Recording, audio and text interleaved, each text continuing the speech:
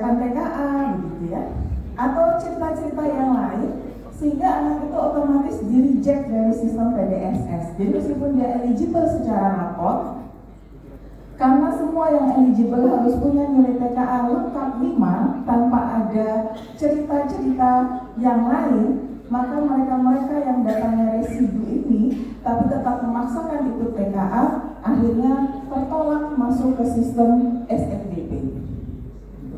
Jadi ini jadi catatan kita, jangan sampai ini juga terjadi, sudah ikut TKA, ingin ikut SPMB jalur prestasi untuk masuk ke SMP atau masuk ke SMA, ada cerita residu lagi, akhirnya Bapak Ibu sebagai panitia seleksi menjadi bingung, ini mau diapakan anaknya, akhirnya dialihkan adalah ikut jalur yang lain saja, tidak lagi di jalur prestasi. Kemudian ayo coba TKA, ini juga jadi catatan Bapak Ibu ya. Ketika di jenjang SMA, kami ayo coba TKA ini hanya berisi 15 butir soal. Dan kemudian anak-anak cerita curhatnya dari level Pak Menteri sampai ke level dirjen gitu. Soal yang di latihan itu dengan soal yang keluar ternyata beda banget ya. Memang harusnya beda ya, kalau sama enak banget gitu kata Pak Menteri kan juga sama. Tapi kami berusaha di jenjang SMP dan SD ini, ayo coba TKA berisi 30 butir soal, lengkap, mulai dari yang tingkat kesukaran mudah, sedang sampai sukar, untuk mewakili semua domain konten dan level kognitif.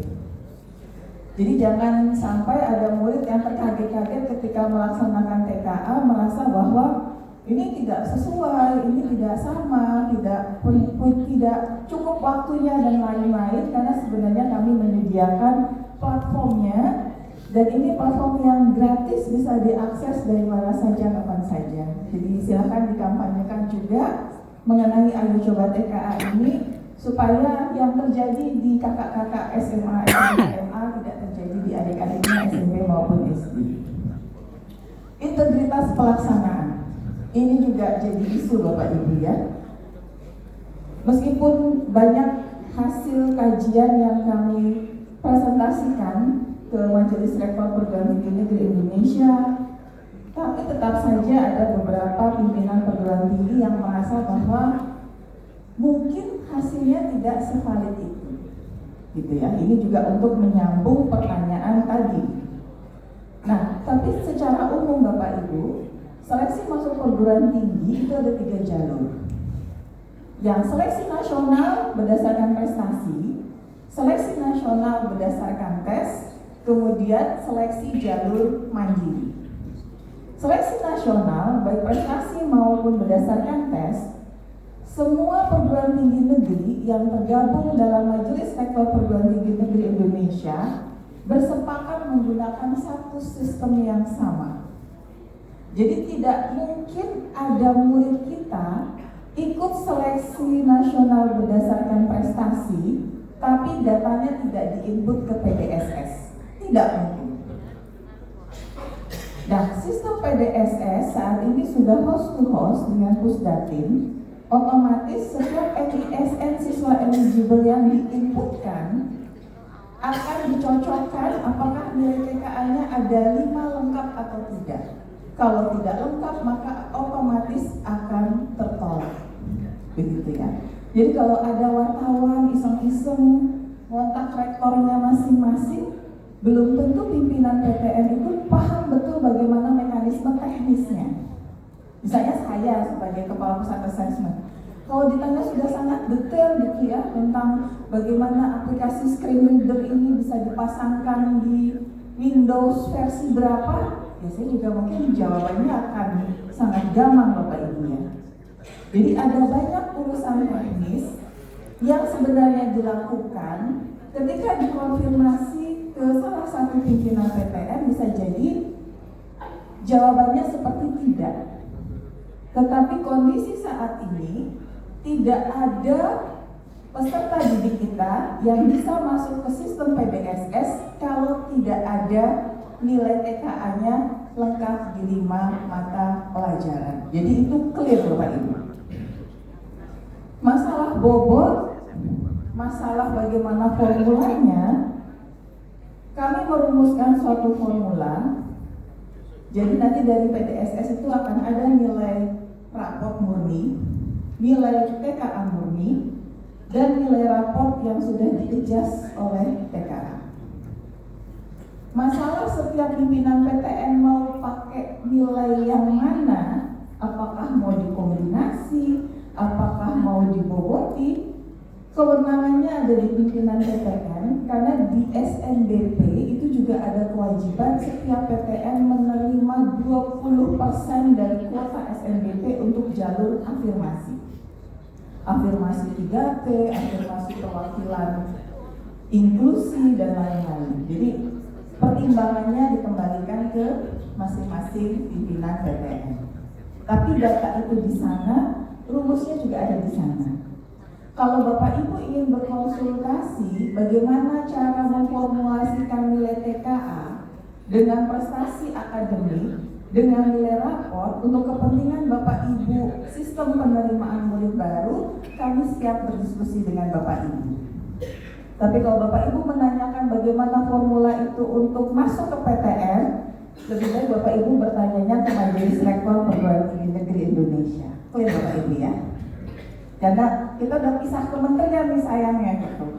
Jadi nggak enak kalau rasanya terlalu membuka dapur orang lain. Tapi bagaimana pengalaman kami ini akan diadopsi oleh Bapak Ibu ketika Bapak Ibu membuat formulasi kebijakan di masing-masing wilayah untuk sistem penerimaan murid baru, kami sangat siap berdiskusi dengan Bapak Ibu sekalian. Sangat terbuka. Intinya sebagai validator raport, jadi bukan bobot tertentu, tapi sangat memungkinkan mengoreksi nilai raport, gitu Bapak Ibu ya. Nah kemudian masuk ke bagian tadi integritas pelaksanaan ini Bapak Ibu ya. Nanti kan yang menjadi usernya Bapak Ibu sendiri nih. Oh kemarin itu agak setengah gimana ya?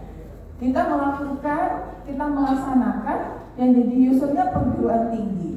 Kementeriannya sudah berbeda, sehingga betul-betul seperti harus harus membuktikan ini bagus, berintegritas dan lain-lain, valid, reliable, supaya pihak perguruan tinggi mau memakai. Tapi kalau untuk TKA SD SMP kan ini milik kita bersama ya Bapak Ibu. Bapak Ibu melakukan, nanti hasilnya juga kepentingan Bapak Ibu untuk seleksi murid ke jenjang berikutnya yang juga ada di wilayah kemenangan Bapak Ibu sekalian. Jadi jangan sampai kita rugi membiarkan melakukannya apa adanya, pada saat kita memakai hasilnya kita merasa tertipu dengan hasilnya. Jadi mohon ini menjadi komitmen kita bersama.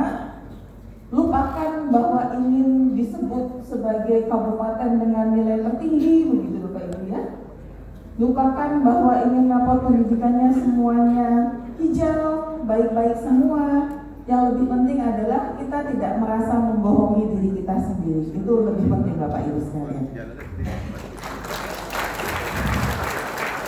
Nah, sebagai gambaran untuk melegakan Bapak Ibu sekalian, mari kita lihat bagaimana TKA 2025 ini dimanfaatkannya seperti apa. Alhamdulillah di hari ini kita launching dashboard capaian per indikator kompetensi tadi di laman TKA kemendikdasmen.go.id/hasil TKA. Silakan Bapak Ibu explore. Tadi username password sudah dijanjikan Mas Fauzan akan dibagikan kembali. Sebenarnya sudah pernah dibagikan juga ke Bapak Ibu semua.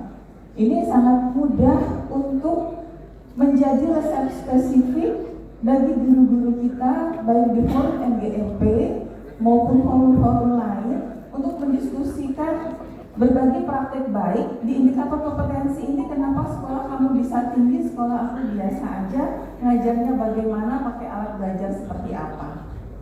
Jadi ini tindak lanjut yang jauh lebih detail dan juga lebih spesifik, tidak kemana-mana karena sudah berbasiskan dengan data.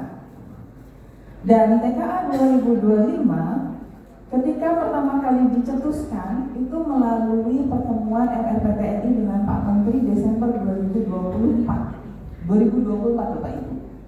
Kemudian disambut oleh Pak Menteri audiensi di bulan Maret 2025. Akhirnya digodoklah permen untuk TKA. Bertemu kembali 2 kali antara 2 kementerian.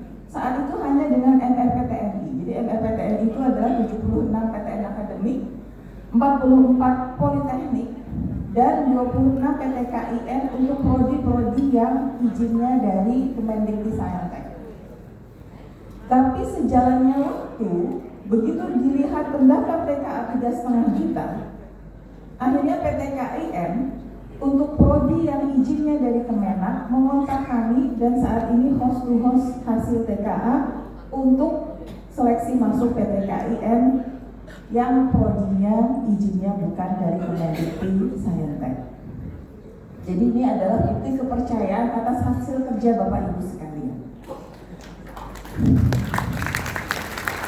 Universitas Pertahanan yang S1-nya semuanya full beasiswa Bapak Ibu ya, bahkan dapat uang saku, juga host to host hasil TKA untuk seleksi penerimaan mahasiswa S1 Universitas Pertahanan. Kemudian KIP kuliah, selama ini yang berminat melamar KIP kuliah itu jumlahnya sangat banyak Bapak Ibu.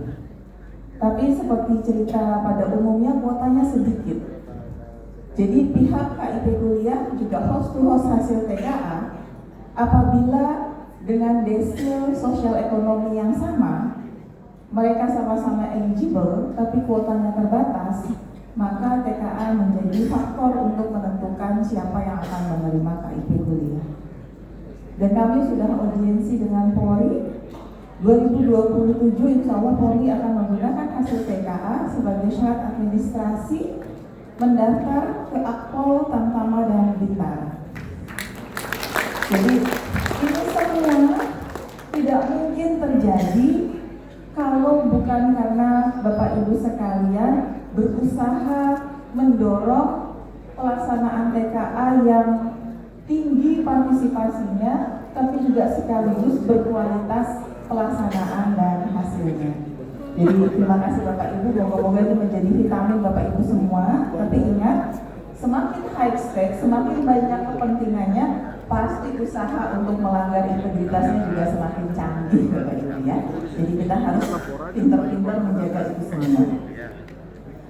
Nah, mengenai persiapan 2026, sistemnya sudah agak diubah Bapak Ibu ya. Jadi kami dari pusat yang langsung menarik data. Jadi kalau ada data yang belum sepertinya full, itu artinya sekolahnya Dapodiknya belum disinkronkan menjadi semester 2. Kalau masih statusnya semester 1, tidak kami tarik.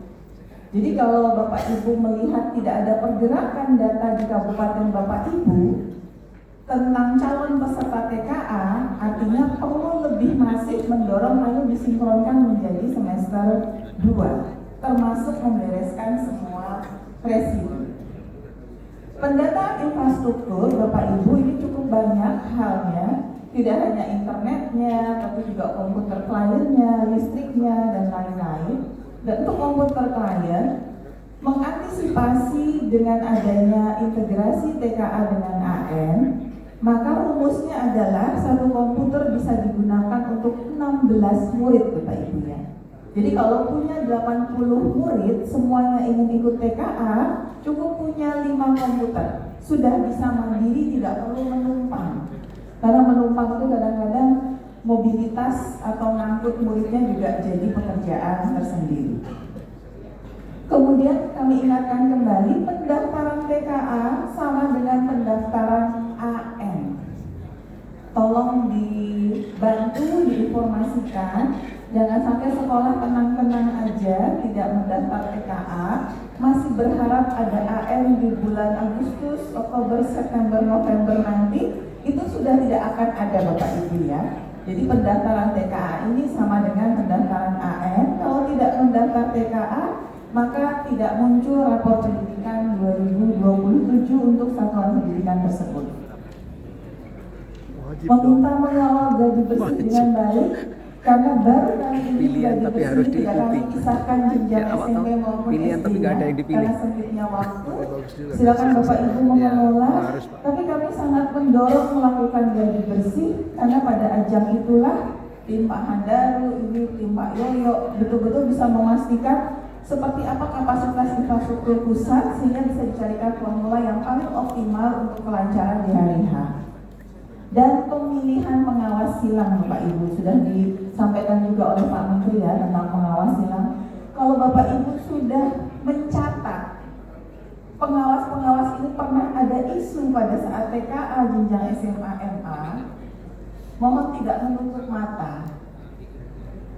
Jangan ditunjuk lagi jadi pengawas supaya mereka tahu bahwa kita tahu, penting ya. Mereka tahu bahwa kita tahu apa saja yang dilakukan oleh mereka dan itu ada dampaknya untuk kegiatan-kegiatan ke depannya. Jadi pengawasan silang ini tidak hanya siapa pengawasnya, tapi siapa ditugaskan mengawas di mana, ini kewenangan Bapak Ibu. Jadi kami mohon dikawal dengan betul-betul dengan menjaga integritas juga. Nah, pemanfaatan TKA 2026 ini yang tadi saya akhirnya diskusi banyak dengan Pak Yudis, Pak Kampus Datin. Salah satunya digunakan untuk SPMB jalur prestasi. Kalau SPMB jalur prestasi ini sistem di Bapak Ibu sudah online, itu biasanya sudah host to host dengan Pusdatin ya. Untuk menarik EDSN, PSN dan lain-lain. Nanti nilai TKA kami akan taruh di Pusdatin, akan mengalir langsung ke sistem SPMB Bapak Ibu masing-masing. Tapi kalau Bapak Ibu ternyata sistemnya masih manual, masih offline, nah ini yang hati-hati Bapak Ibu ya. Karena bisa jadi nanti siswa yang mendaftar akan menginputkan secara manual hasil TKA-nya. Jadi yang tadi disampaikan oleh Pak Hasan, bagaimana cara melakukan verifikasi SHTKA secara online menggunakan barcode itu menjadi penting. Tapi kalau Bapak Ibu harus menangani ribuan murid mendaftar di SPMB dan harus secara manual melakukan verifikasi itu juga bukan pekerjaan yang mudah Bapak Ibu ya. Jadi kami juga mendorong, mumpung masih di awal, mungkin Bapak Ibu merenungkan kembali mau SPMB-nya apakah didorong menjadi online atau tidak, supaya semua data clear, host to host bersumber dari data integrasi di Pusdatin. Kemudian apa yang akan Bapak Ibu peroleh dari hasil TKA 2026? Nilai sudah pasti, SHTKA individu murid sudah pasti, tapi Bapak Ibu sudah menyusun soal TKA di setiap kabupaten kota dan kami akan memberikan hasil analisis butir soal yang dikembangkan oleh guru-guru di kabupaten kota Bapak Ibu sekalian. Dan harapannya ini menjadi dasar untuk penguatan kapasitas guru-guru di kabupaten kota dalam menyusun soal-soal penilaian yang terstandar. Dan karena hasil TKA ini ada soal pusat dan ada soal daerah, di mana soal daerah ini akan berbeda-beda tingkat kesukarannya antar wilayah, kami akan melakukan proses penyetaraan skor dengan mempertimbangkan perbedaan tingkat kesukaran, dan itu menjadi lebih objektif untuk dilakukan pemetaan antar wilayah, membandingkan antar kabupaten kota, antar provinsi maupun menjadi pemetaan nasional. Sehingga Bapak Ibu persis akan memiliki peta hasil TKA SMA yang Bapak Ibu sudah yakin itu pasti bisa dibandingkan antar wilayah karena berdasarkan soal yang sama. Dan itu semua harapannya bisa langsung masuk ke agenda anggaran Bapak Ibu nih. Karena tadi beberapa ada mendekati saya, Bu, berarti nanti nggak ada AM lagi ya? Iya. Kamu tuh udah memprotik ada kegiatan untuk AM untuk TKA. Berarti kan kegiatannya sekarang jadi satu ya Bapak Ibu ya. Nah, sisa anggarannya silakan nih Bapak Ibu alokasikan untuk penguatan refleksi hasil penulisan soal dengan analisis butir soal yang akan kami sampaikan. Silakan dialokasikan untuk intervensi ke sekolah-sekolah ataupun murid ataupun guru berdasarkan hasil penyetaraan nilai TKA yang insya Allah kedua item terakhir ini akan kami launching. Kami akan mengundang kembali Bapak Ibu persis sama mengumpulkan untuk rakor nasional, evaluasi evaluasi sekaligus rilis hasil penyetaraan TKA jenjang SMP SD. Insya Allah kalau Mas Jalan menyanggupi sih di bulan Juli akhir Bapak Ibu ya. Nah, jadi seperti itu Bapak Ibu.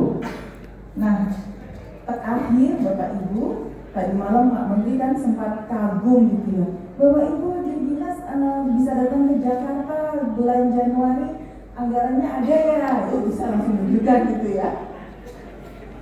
Karena apa? Karena sebenarnya pembiayaan ini adalah dari Pusat Asesmen Pendidikan, tapi melalui kontrak swakelola kepada 38 dinas pendidikan provinsi.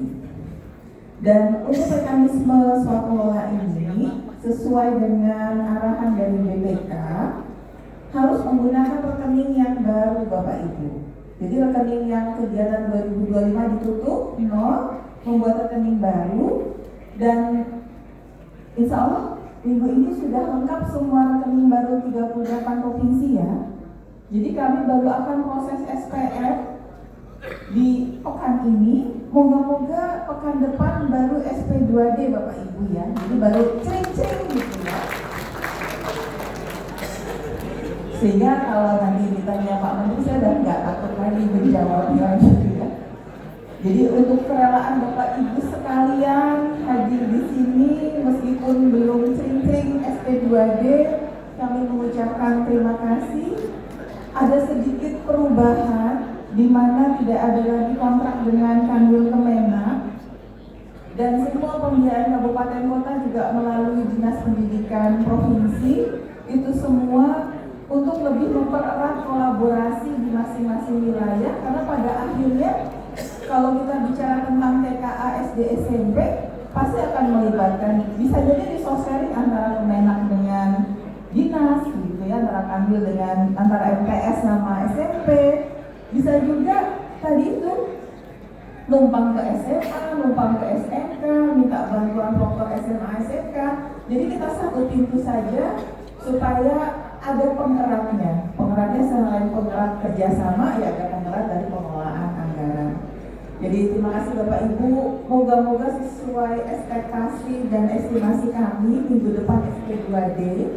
Tapi kalaupun tidak minggu depan, insya Allah masih sering-sering Bapak Ibu ya. Dan terima kasih untuk kesabaran Bapak Ibu semua. Alhamdulillah 30 menit akhirnya summary-nya. Sekali lagi terima kasih Bapak Ibu, mohon maaf apabila dalam kami memfasilitasi ada kekurangan, ada kehilafan, ada kesalahan. Tapi apapun kekurangan itu rasanya langsung lumer begitu ketemu suara dan senyuman Mbak Maulidia. Dan Bapak Ibu sekalian, sisa waktu yang ada bisa dimanfaatkan untuk koordinasi di masing-masing wilayah. Karena memang penganggarannya saat ini juga dikelola oleh masing-masing wilayah. Bapak Ibu juga mungkin bisa ngobrol-ngobrol sambil koordinasi seperti itu, jadi juga bisa menikmati suasana di Ancol. Selamat kembali ke rumah masing-masing dengan selamat. Semoga cuacanya bersahabat Bapak Ibu ya. Dan jangan lupa langsung koordinasi di lapangan Bapak Ibu, karena pendaftarannya kami sangat berat kalau harus ada toleransi sesudah tanggal 28 Februari. Meskipun kalau Pak Handaru, Pak Suryo sih kayaknya baik-baik aja gitu ya, kalau diminta bantuan pada akhirnya ada relaksasi. Tapi kalau saya sih seperti emak-emak pada umumnya gemes gitu ya kalau masih ada yang minta relaksasi. Jadi kita coba strict ke jadwal 28 Februari close, tidak ada lagi gonta-ganti setelah proses DSD. Begitu Bapak Ibu sekalian ya. Sekali terima kasih. Akhirul kalam, wabillahi taufiq wal hidayah. Wassalamualaikum warahmatullahi wabarakatuh.